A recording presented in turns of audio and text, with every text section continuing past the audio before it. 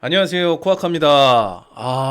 지금, 코인 시장 자체가 엄청난 지금 관심 속에 있고요.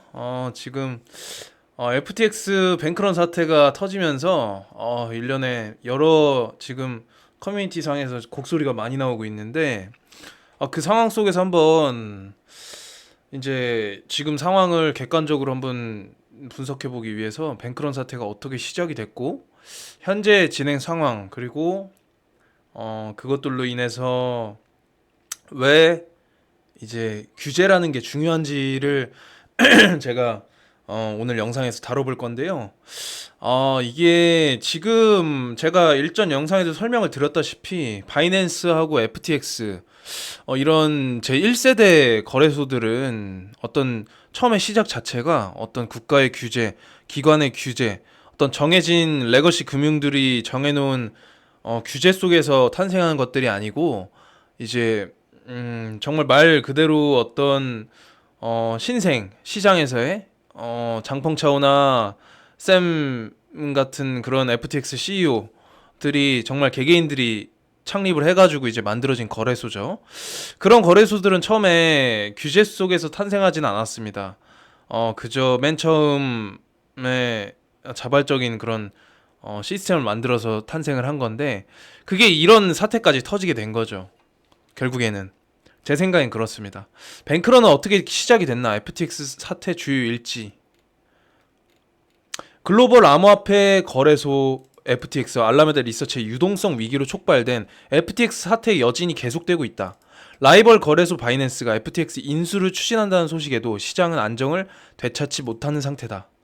앞서 코인데스크 US는 지난 2일 알리메다는 법정 화폐나 다른 암호화폐 같은 독립적 자산이 아닌 관계사인 FTX 발행 토큰에 기반하고 있다며 이는 FTX와 알라메다가 비정상적으로 가까운 관계라고 지적을 했다.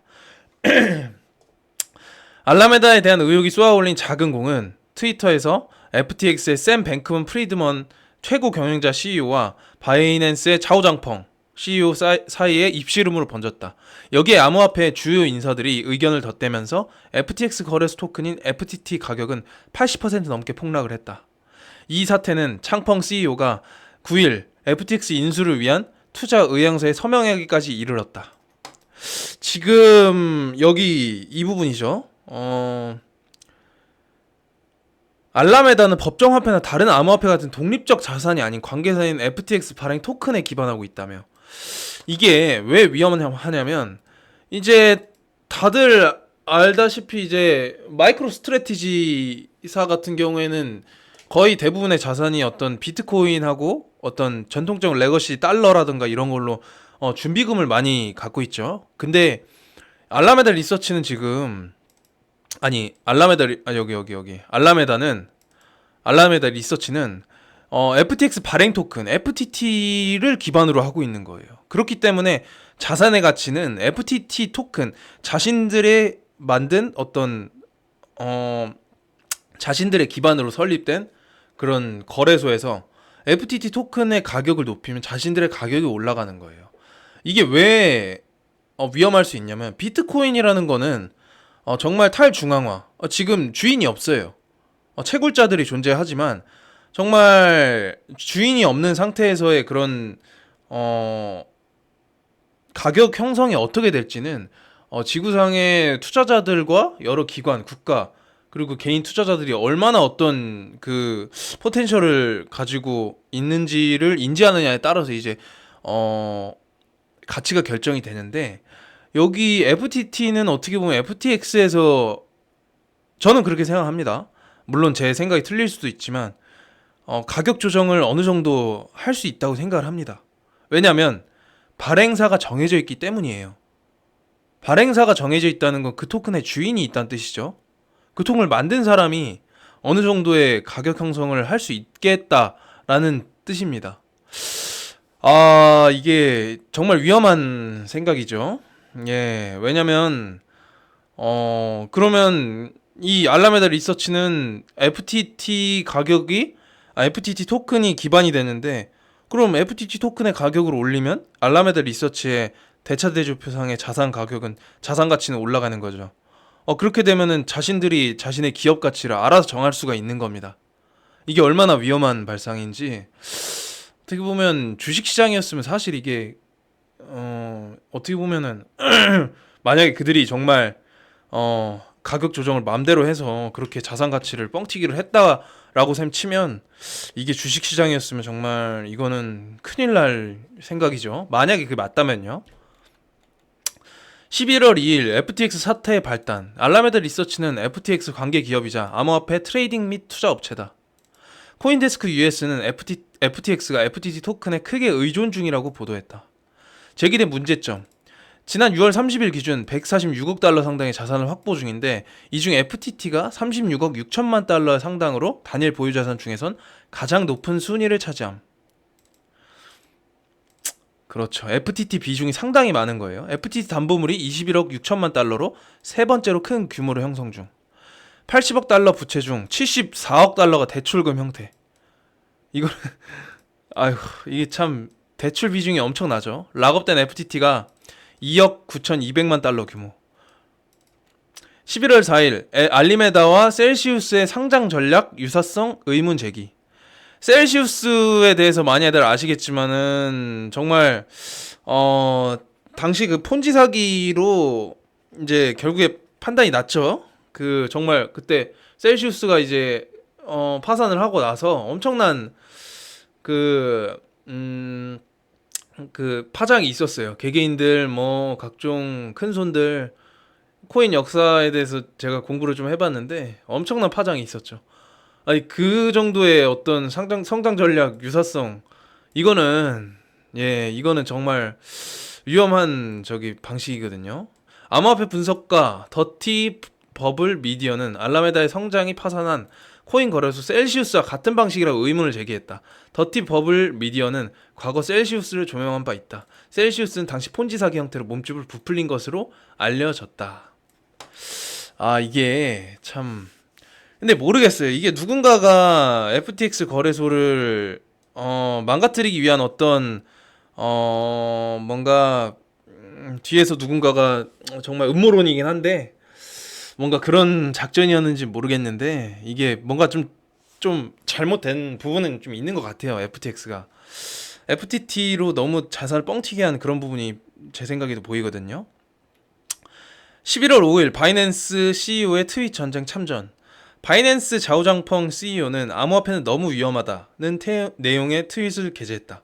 직후 2,300만 개의 FTT가 바이낸스로 이동됐다. 직후 FTT는 10% 이상 하락했다. 크립토 is high risk. 이거 갑자기 눌렸네요. 예. 11월 6일 FTT로 이동된 쟁점. 창펑 CEO는 트위터에 기브 앤 테이크라는 책 표지를 게재했다. 해당 서적은 단기 이익에 목말라 장기적으로 무엇인가 주는 사람이 이기게 된다.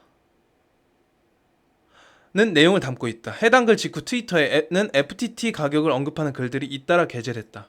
이후 알라메다 리서치의 캐롤라인 CEO는 FTT의 자산 규모는 문제가 없다고 주장한다.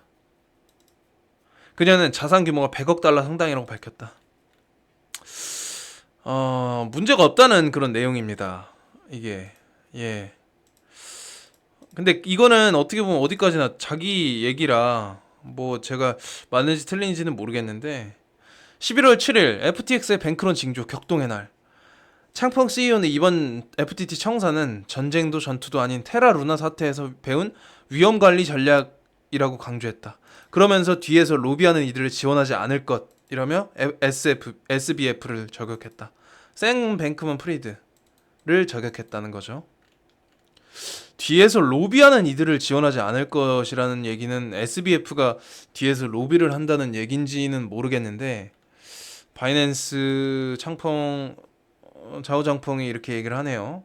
바이낸스의 허위 공동 창업자 이번 FTT 청사는 투자 위험 관리 차원이라고 짚었다. FTT 가격이 하락하면서 뱅크런 조짐이 보이자 FTX의 프리드먼 CEO는 자산이 안전하다고 강조했다. FTX 출금 지연 사태와 관련해서도 순차적으로 출금을 하고 있어 문제가 없다고 입장을 밝혔다. FTX에는 10억 달러가 넘는 현금이 있고 창펑 CEO와 협력하고 싶다고 손을 내밀었다. FTX 창업자의 발언 직후 비트코인 개발자 우디 베르트하이머는 SBF와 바이낸스의 좌우장펑 최고 경영자에게 토큰 규제와 관련된 토론을 하자고 제안했다. 이거죠. 토큰 규제와 관련된 토론. 이게 왜 제가 투자하고 있는 글로비언스 GBX가 떠오를 수밖에 없는지에 대한 근거라고 생각을 합니다. 그래도 여기 보시면 비트코인 개발자 우디 베르트 하이머는 잘은 모르겠는데 어느 정도의 인지도가 있고 어느 정도의 이쪽 업계에서 개발을 하는 그런 사람이라고 생각을 해서 이쪽 업계에 잘 아는 사람이라고 생각합니다. 근데 그런 사람이 규제와 관련된 토론을 좌우장펑하고 논하자고 이렇게 얘기를 한 걸 보면 앞으로는 규제, FTX, 바이낸스 이런 그중에 살아남는 거래소도 분명히 있을 겁니다. 그런 거래소들하고는 별도로 앞으로는 규제가 철저한 그런 플랫폼들이 규제를 통과한 플랫폼들이 정말 성장을 많이 할 것이다. 이런 추론을 제가 해볼 수 있는 부분이라고 생각을 합니다.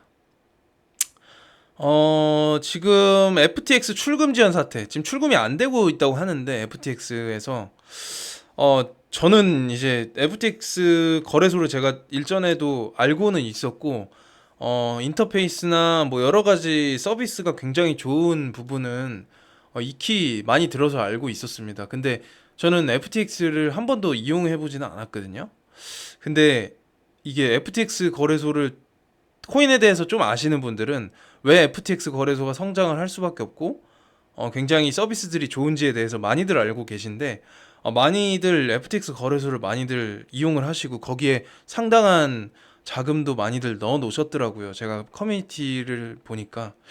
그런데 지금 이렇게 출금이 지연된 사태에 대해서는 참 제가 아시는 분들도 출금이 안 되고 있다고 엄청난 금액들이 FTX 거래소 안에 있다고 하는데 이게 좀 안타까운 감이 좀 많이 있습니다. 이게 좀 잘 풀려서 이게 좀 출금 정도는 개개인 고객들의 출금은 좀 해줬으면 좀 좋겠다는 생각이 좀 들긴 하는데 좀 안타깝네요. 이에 창펑 CEO는 일이 이렇게 커질 줄 몰랐다는 반응을 보인다. 그러면서 짐을 많이 지고 있던 낙타가 쓰러진 것이 지푸라기를 마지막에 올라탄 탓은 아니다. 라고 말했다. 11월 8일 바이낸스 FTX 인수 서명 더블록 리서치의 스티븐 정 애널리스트가 FTX가 이더리움, 솔라나, 트론에서 온체인 출금 처리를 2시간 넘게 중단했다고 전했다. 이후 바이낸스는 FTX를 인수하기 위해 LOI에 서명했다고 밝혔다. 창펑 CEO는 유동성 위기에 빠진 FTX가 도움을 요청했다며 우리는 언제든 거래를 철회할 재량권이 있다고 설명했다. 일단은 FTX가 샘 뱅크먼 프리드가 창펑 차오한테 손을 내밀었다고 하죠. 그리고 창펑 차오가 그 손을 잡았고 어느 정도의 그 도와주겠다는 서명을 했는데 그러다가 이제 출금 정상화됐다고 알렸다가 갑자기 이게 알렸다가 이제 제가 트위터를 보니까 지금 창펑차오의 트위터에 보면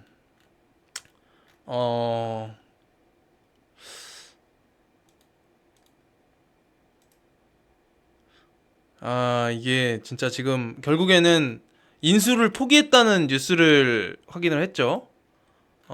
지금 결국에 창펑차오도 FTX 인수를 포기했다고 합니다.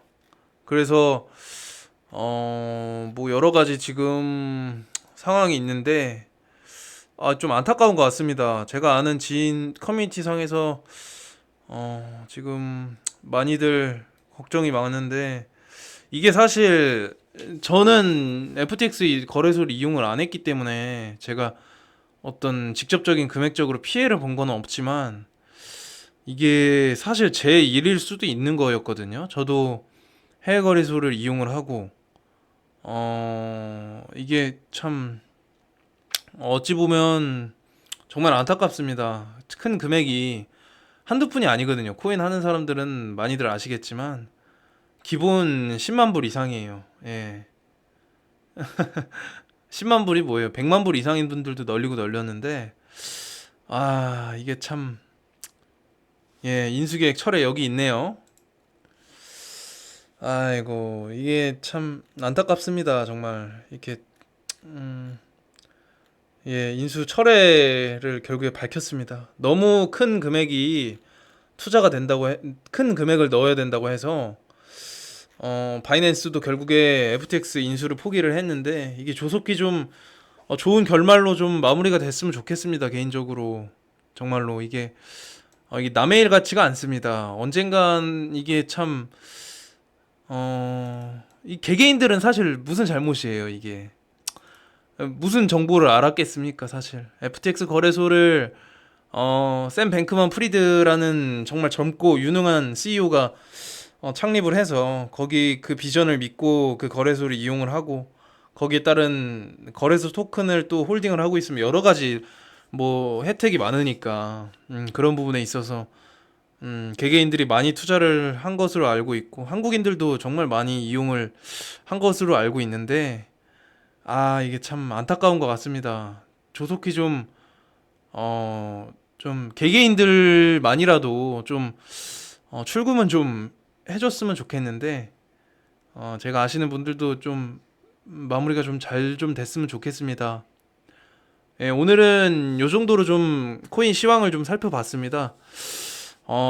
제가 아까도 설명드렸다시피, 왜 글로비언스 같은 규제가 있는 규제를 철저하게 통과한 거래소가, 긴급히 필요한지를 다시 한번 알게 해주는, 정말 중요한, 어떤 사태가 아니었나.